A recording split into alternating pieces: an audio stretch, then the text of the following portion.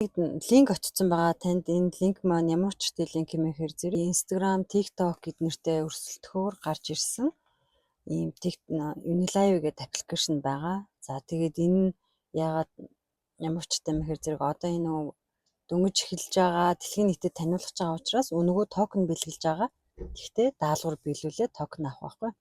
Тэгээд та мэйл хаягаараа бүртгүүлээд за эхлээд мэйл хаягаа бичгэртэй гэдэг дээр дарахаар код ирнэ. Тэнгүүд тэр кодоо verification кодын оронд бичээд за мартахгүй өөрийнхөө пассвортыг зохиож хийгээд түүнийхээ ардталт нь дараагийнхаа enter again гэдэг дээр тавьж тавтаж хийгээд за энэ хамгийн сүүлийн энэ жижиг үсгүүдийг арилгахгүйгээр confirm хийчихнэ. Тэгээд дараа нь аппликейшнаа одоо хэрвээ iPhone утастай бол Apple Store-оос татаж аваад нөгөө Android утастай бол Play Store-оос татаж аваад нөгөө мэйл хаягаараа зохиосон пассвортаараа нэвтэрч орно гэсэн үг шүү.